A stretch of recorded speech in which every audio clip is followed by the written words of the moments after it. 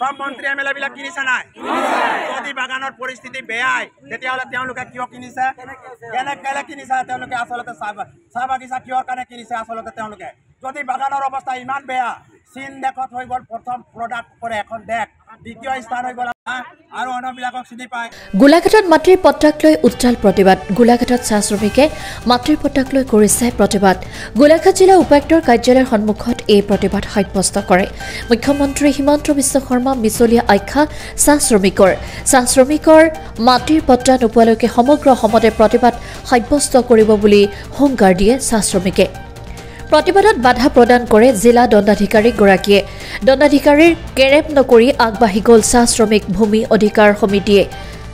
বগুতৰা প্ৰথম দ্বিতীয় তৃতীয় সুবিধা নাপালে চাহ শ্ৰমিক লোকসকলে বিক্ৰী হ'ব অসম চাহ নিগমৰ বাগিচাসমূহ লোকচানত চলি থকা চাহ বাগিচা পুনৰ উজ্জীৱিতকৰণ ব্যৱস্থা নলয় ৰাজ্য চৰকাৰে উচ্চতম ন্যায়ালয়ত ৰাজ্যৰ মুখ্য সচিব ৰবি গুপ্তাই জনালে এই কথা ৰাজ্যৰ 28,000ৰো অধিক চাহ শ্ৰমিকক বছৰৰ পাছত বছৰ ধৰি অসম চাহ নিগমে আদায় দিয়া নাই বকেয়াৰ ধন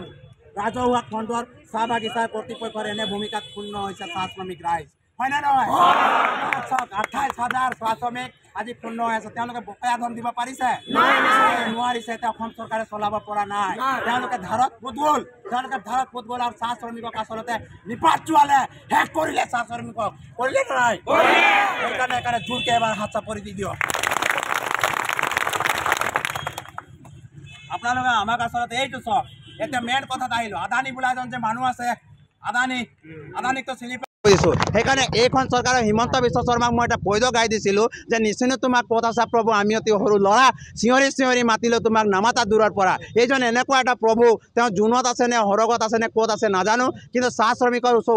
যেতিয়া চাহ শ্ৰমিকৰ প্ৰয়োজন হয় তেতিয়া জোনৰ পৰা আৰু তেওঁ বেলিৰ পৰা নামি আহি মেলি পেলাই আমাৰ ওচৰত পাই যায় আৰু আমাৰ ওচৰত পাই মেলি পেলাই তেতিয়া আমি দেখিবলৈ পাওঁ যিবিলাক আমাৰ দালালী নেতা আছে চাহ শ্ৰমিকৰ তেওঁলোকে আহি মেলি পেলাই আচলতে সেই সময়তে আমাৰ ভাষা প্ৰয়োগ কৰি মেলি পেলাই কয় যে তদেৰ এইবাৰ বিজেপি সৰকাৰকে ভোট দিবি তোদেৰ এবাৰ কংগ্ৰেস সৰকাৰকে ভোট দিবি তোদেৰ এবাৰ এজিপি সৰকাৰকে ভোট দিবি এনেকুৱা ভাষা সেইদিনাখনে কয় তাৰ পাছত তেওঁলোকে সিজন ফ্লাৱাৰ তেওঁলোকে গায়ব হৈ যায় যেনেকুৱা সিজন ফ্লাৱাৰত আচলতে